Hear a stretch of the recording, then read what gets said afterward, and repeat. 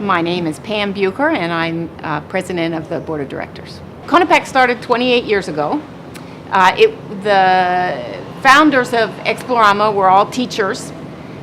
We decided that education was very important in the villages, and so we were looking for a way that we could help education, but at the same time conserve the rainforest. CONAPAC was really working more with education. We were really interested in finding a way to have students have an education that was equivalent, if not better, than what a child in the city could receive. There were problems without schools. They had no school supplies, so we gave them school supplies.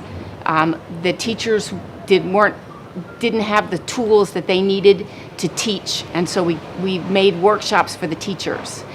But the first time that you go to a village and you see a child run to the river and take a scoopful of water and drink it, you realize that it's not only education, it's the kids' health as well. And so that's when we looked for people that could help us bring clean water, because clean water is a big part of being healthy. The programs that CONAPAC works with in the communities, education, teaching teachers how to be better teachers, providing water, all of those for us are human rights that everybody should be able to have. A good education and health.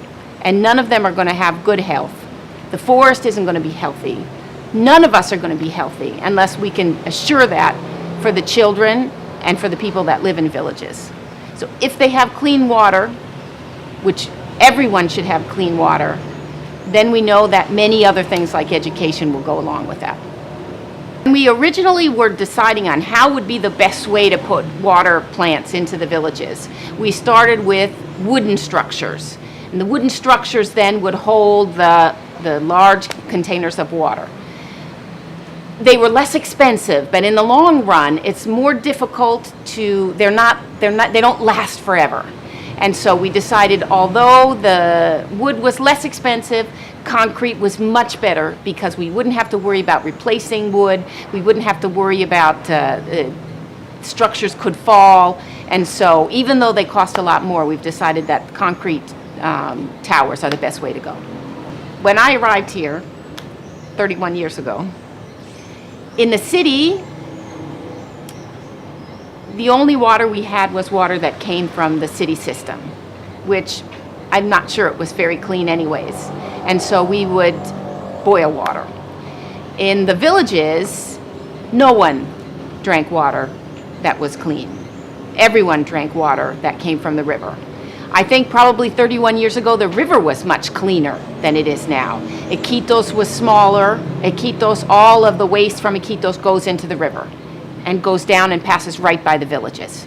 So probably 31 years ago when I arrived, the water that people were drinking out of the river was cleaner than it was now. But none of them had access to clean water like they do from water treatment plants now, and water filters. I think it's really important that people around the world know, especially people in first world countries, in countries where you turn on the tap and you know that the water that's in the glass that you're drinking is healthy, it's clean. Understand that the rest of the world isn't like that. There are many places in the world that don't have clean water, that when they pick up a glass of water, it looks like the river, it's brown, and who knows what's in that water.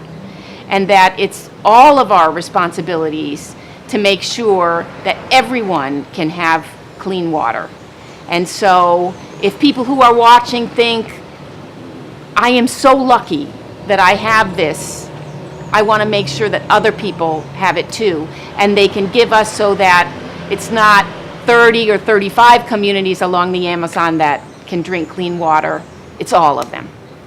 I want this water project to make sure that every single child, every single adult, every single person that lives along the Amazon River, that lives along the Napo River, drinks clean water, because it's their right.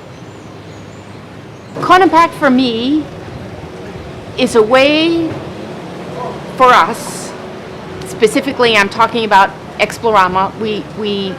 We're a company that brings tourists, brings people that are interested in learning about the rainforest, to see it. It's what we can give back.